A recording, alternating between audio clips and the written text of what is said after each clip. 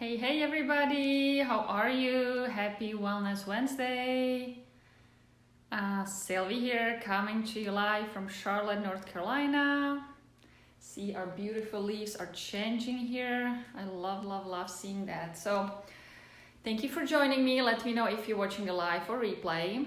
And today I want to talk about very important hormone. Well, we typically say it's a vitamin, but it's really not. So I want to talk about vitamin D.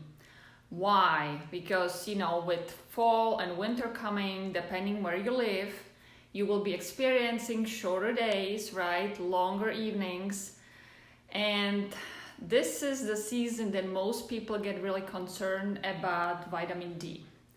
So, like I said, it is really not a hormone. It is really not a vitamin, but it's really hormone because our body has ability to, make it on its own through exposure to sunlight. So, it is very important in prevention and treating, range of conditions from asthma, heart issues, autoimmune disease, cancer, diabetes, Alzheimer's. I mean, the list goes on. And last January, I started experiencing weird neurological symptoms. So I went to my regular doctor, she sent me to neurologist, and no one even was thinking about that. Maybe these symptoms were due to my low vitamin D levels. And it was me, so I went back to my doctor and I said, maybe we should check for vitamin D deficiency and B12. And sure enough, my D levels were very low.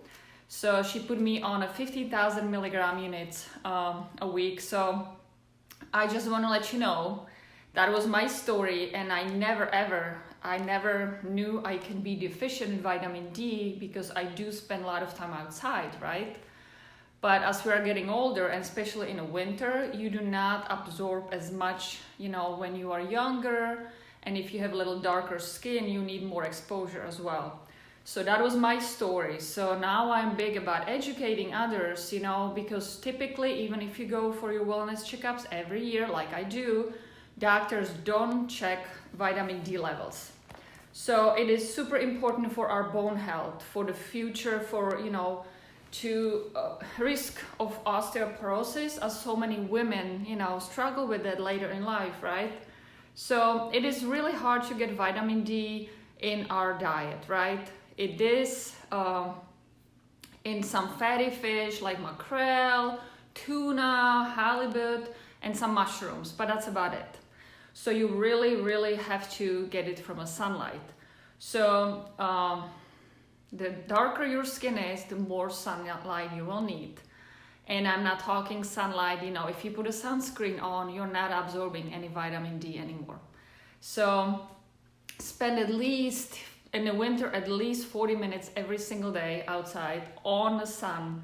So, like I said, vitamin D deficiency affects about 1 billion people around the world, right? That's crazy. It's like the biggest nutrition issue in the world, but nobody really checks for that. So that drives me nuts, right? It doesn't make any sense. So supplementation in winter might be necessary, right?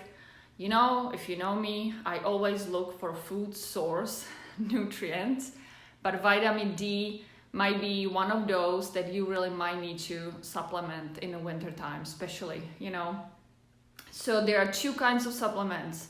There's a D2 and D3. The D2 is a plant-based one typically, and D3 generally comes from sheepskin.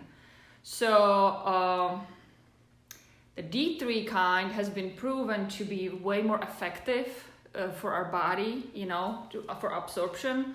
But now even D3 comes in a plant-based option, which I love, of course. And now I use it daily, as well as my kids use it daily. So you should start at least with 2,000 units, 2,500 units a day it's a good starting point, unless you already know you are deficient already, or you suffer with autoimmune disorder, all these issues I was mentioning, then you should probably need more, or whatever your doctor advises you to do. But if you don't know where your levels are, like I said, my symptoms were weird, right? I had neurological symptoms.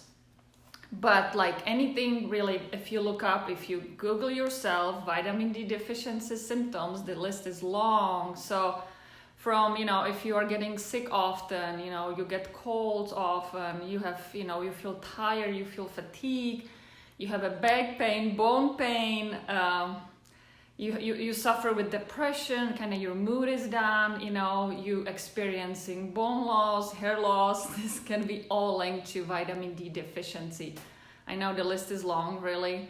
So that would be my suggestion for you today, guys. If you have not had your levels checked, which, like I said, it's not what doctors typically, check for. My doctor says, well, we have to have a reason, to get the blood work done for insurance company to pay for that. But you can definitely have it checked on your own as well. So if you have not started, your supplementation for the winter time, it might be good time right now. That's why I'm so big about educating people. Like I said, I had no idea I could be, deficient, because I do spend so much time outside. But even, we don't spend as much time outside as we should as people, our society. So a lot of office people that work in office every day, 9 till 5, don't come out till it's dark outside. That should be really good, reason to supplement with the D vitamin hormone. You name it whatever you want. It is really named vitamin, but like I said, it's really a hormone precursor to a hormone in our body. So hopefully you found this helpful. If you want to know the supplement I'm using, the vegan, the plant-based option, put it in the comments and I'd be happy to share it with you. And if you are still not part of my private community here on Facebook, let me know and I will add you and I will invite you to it, because you will see way more of me in that group than just here. So have an amazing Wednesday, and you will see me again next week for another episode of Wellness Wednesday. Talk to you soon. Bye now.